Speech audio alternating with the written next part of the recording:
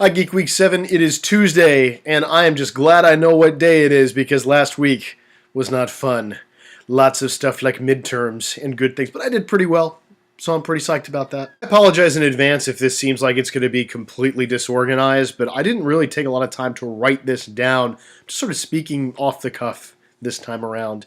And I wanted to talk today about the principles of federalism, why it's important in the United States, because it's a system of government we've had going for 200 years, and with all the hubbub and discord going on over here, people seem to forget what the establishment is and why it's actually important. And the reason that this kind of comes to mind due to all the hubbub is because one of the principal debates that goes on in the United States today, on the right, you have people who think government has too much power. This federal government has too much power. It does too much. It would be tyrannical to go on the way that it does. On the left, you've got those people who think government can't do what it is meant to do. Boy, where have I read something like that before? Huh. Oh yeah, that's right. It was this worthless piece of junk that we had called the Articles of Confederation with one House of Congress. Everybody that was there, the representatives all got one vote, and everybody had one representative and required consensus to get anything done, and the federal government couldn't even collect taxes. Gee, that sounds like the left had that one correct. There's not enough power here to get anything done. And then we came up with the Constitution, right? Seems like that was the next logical step. So after that worthless document went away, we started to at least draft the Constitution. Once the Constitution was drafted by the people at the Constitutional Convention, so all the delegates, it had to be ratified by the people, and there were two sets of papers that were being written. Or not two sets of papers, two factions. The Federalists, who supported the Constitution and a stronger federal government, and the Anti-Federalists, who would have preferred to go back to the Articles of Confederation. So these guys butted heads. Again, that was that weird parallel, I thought. I don't think these guys should call themselves Republicans nowadays. They should call themselves Anti-Federalists. But that aside, the Federalists ended up winning that fight, and we had the Constitution. It was ratified.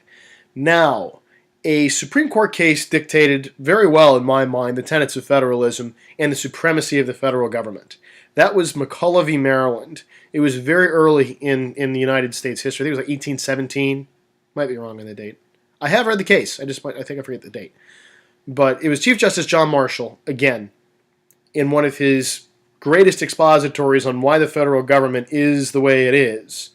And it goes a little something like this. I actually went back and looked it up. It was 1819. Pretty close. But the Bank of the United States was the central bank. For all intents and purposes, it served the same purpose as the Federal Reserve does today in the U.S. And it was opening up a branch in the state of Maryland. And the state of Maryland says, we don't like this idea, so we're taxing your federal bank operating within our borders. And of course, the federal government's going, but we're the federal government. You can't do that. Again, this was a new system. People did not know how this operated. The colonies, back in the 1770s, were used to operating of their own free will and accord, and they wanted to keep some of that sovereignty to themselves, becoming states of the Union. So they go to the court. It goes through the appeals process. I don't think this was an original jurisdiction case. No, couldn't be. So it was brought up through the system to the Supreme Court. It's before Marshall. And the fun part about this is he says something that is misinterpreted nowadays. I'm going to go back to my notes here very quickly.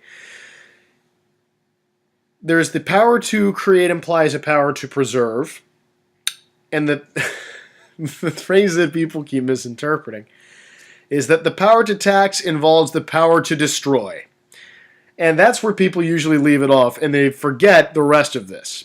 The power to tax involves the power to destroy. The power to destroy may defeat and render useless the power to create. That there is plain repugnance in conferring on one government the power to control the constitutional measures of another, which other, with respect to those very measures, is declared to be supreme over that which exerts the control, and are propositions not to be denied.